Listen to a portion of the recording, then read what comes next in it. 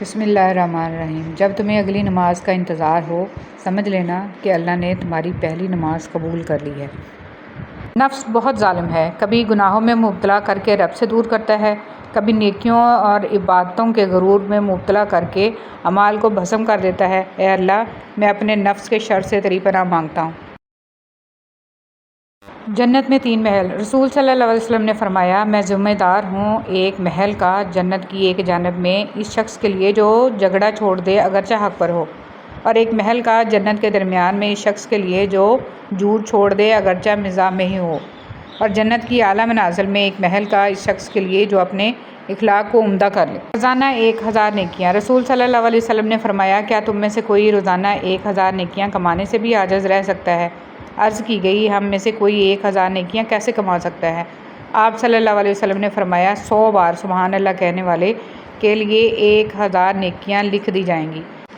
جب لوگ راستہ بدلنے کا سوچ لیتے ہیں تو سب سے پہلے وہ رابطے کم کر دیتے ہیں۔ آپ کی ایک مسکراہٹ سے دنیا میں اور بہت سی مسکراہٹیں پھیل سکتی ہیں۔ یقین کیجیے، یہ دنیا کی واحد وبا ہے جس کے پھیلنے سے کسی کا کوئی نقصان نہیں ہوتا۔ حضرت علی رضی اللہ تعالیٰ عنہ نے ارشاد فرمایا، جب تم پر کوئی مشکل آ جائے تو کسی کا احسان نہ لو، کیونکہ مصیبت 4 دن کی ہوتی ہے اور احسان زندگی بھر کا ہوتا ہے۔ انسان کا ماضی چاہے کتنے ہی گناہوں سے بھرا ہوا ہو، اس کا مستقبل ابھی بالکل پاک ہے، کیونکہ رب کریم بندے کی توبہ کو پسند فرماتا ہے۔ ابن القیم رحمۃ اللہ علیہ کہتے ہیں، اپنے دلوں کو 3 جگہوں میں ڈھونڈو: قرآن سننے کے وقت، ذکر کی محفلوں میں، تنہائی کے اوقات میں۔ اگر ان 3 جگہوں میں دل نہ پاؤ تو اللہ سے سوال کرو کہ وہ تمہیں ایک بیدار دل عطا فرمائے، کیونکہ تم دل سے محروم ہو۔ ہر رشتے کو صرف 3 چیزیں جوڑتی ہیں: عزت، اعتبار، پیار۔ ان میں سے اگر کوئی ایک نہ رہے تو باقی 2 خود ہی ختم ہو جاتی ہیں۔ نبی صلی اللہ علیہ وسلم نے فرمایا، میں یہ کلمات کہوں تو مجھے یہ عمل ان تمام چیزوں سے زیادہ محبوب ہے جن پر سورج طلوع ہوتا ہے۔ یہ کلمات کہنا ساری دنیا کی نعمتوں سے زیادہ محبوب ہے۔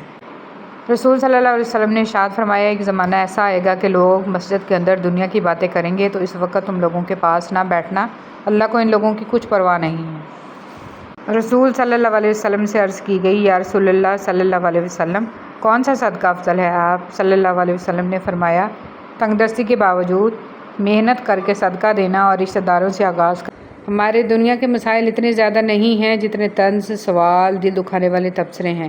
اگر صرف زبان روک لی جائے تو لوگوں کے دلوں کی تکالیف کم ہو جائیں گی اور بہت سے دلوں کو سکون ملے گا۔ نبی صلی اللہ علیہ وسلم ایک رات نماز کے لیے کھڑے ہوئے، آپ رونے لگے حتیٰ کہ چادر آنسوؤں سے بھر گئی۔ اب پھر رو دیے حتیٰ کہ داڑھی آنسوؤں سے تر ہو گئی۔ اب پھر رو دیے حتیٰ کہ زمین آنسوؤں سے بھیگ گئی۔ پھر بلال تشریف لائے اور پوچھا، اللہ کے رسول صلی اللہ علیہ وسلم، آپ اتنا کیوں روتے ہیں؟ آپ کی تو اگلی پچھلی سب لغزشیں معاف ہیں۔ فرمایا، کیا میں اپنے رب کا شکر گزار بندہ نہ بنوں؟ کبھی کبھی انسان نہ ٹوٹتا ہے نہ بکھرتا ہے، بس ہار جاتا ہے، کبھی خود سے، کبھی قسمت سے، تو کبھی اپنوں سے۔ جس سے علم ہو کہ صبر عبادت ہے، وہ کبھی آزمائش کو لمبا نہیں سمجھتا اور کبھی دعا سے نہیں اکتاتا۔ انسان کے پاس اللہ اس انسان کو پسند کرتا ہے جو نفس کی لگاموں کو اپنے ہاتھ میں رکھتا ہے، نہ کہ نفس کو اپنی لگامیں تھما دیتا ہے۔ کبھی نہ کبھی یا کہیں نہ کہیں ہم اپنی امیدیں دنیا والوں سے جوڑ لیتے ہیں، پھر مایوس ہوتے ہیں، جبکہ ہماری امیدوں کا مرکز صرف اور صرف اللہ تعالیٰ کی ذات ہونی چاہیے۔ ہمیں یقین ہونا چاہیے کہ اس کے اختیارات لامحدود ہیں۔ زمین والے کچھ بھی کہیں، حکم اللہ کا ہی چلتا ہے، وہی ہوتا ہے جو منظور خدا ہوتا ہے۔ انسان کے نامہ مال میں لکھی ایک تسبیح بھی دنیا اور اس کے تمام چیزوں سے بہتر ہے، کیونکہ دنیا اور اس میں موجود ہر چیز فنا اور ختم ہو جائے گی، جبکہ تسبیح اور نیک عمل باقی رہے گا۔ دنیا کی خوبصورت حقیقتیں آنکھوں سے نہیں دل سے محسوس کی جاتی ہیں۔ بس پھر جب میں نے دل سے خوبصورت حقیقت کو محسوس کرنا چاہا تو میں نے اپنے رب سے زیادہ خوبصورت کسی کو نہیں پایا۔ ہمیشہ یہ اظہار کریں کہ آپ بالکل ٹھیک ہیں، چاہے زندگی آپ کو کتنی ہی مشکلات میں کیوں نہ ڈالے، کیونکہ رازداری دوسروں کے رحم کرنے سے کہیں زیادہ خوبصورت ہے۔ آج کا دن، ہر دن تمہاری زندگی کا ایک نیا تحفہ ہے۔ یہ تحفہ غصے اور افسوس میں ضائع مت کرو۔ آج کے دن کو مسکراہٹ اور امید کے ساتھ گزارو، انشاءاللہ یہ دن تمہارا بہترین دن بن جائے گا۔ اللہ تعالیٰ پر توکل اور یقین سے ہر ناممکن بھی ممکن ہو جاتا ہے، اور آپ صبر کی انتہا کر دیں، اللہ تعالیٰ آپ کو وہ چیز معجزے کے طور پر عطا کر دیں گے انشاءاللہ۔ اور اللہ کے سوا کون ہے جو تنگی کو آسانی میں بدل دے، تکلیف میں راحت کا سامان کر دے، آنسوؤں میں بھی مسکراہٹیں بکھیر دے، بیماروں کو بھی شفا یاب کر دے۔ صرف وہی مصور ہے جو ٹوٹے دلوں اور دم توڑتی ہمتوں کو نہایت شفقت سے جوڑ دیتا ہے، وہ میرا اللہ ہی تو ہے۔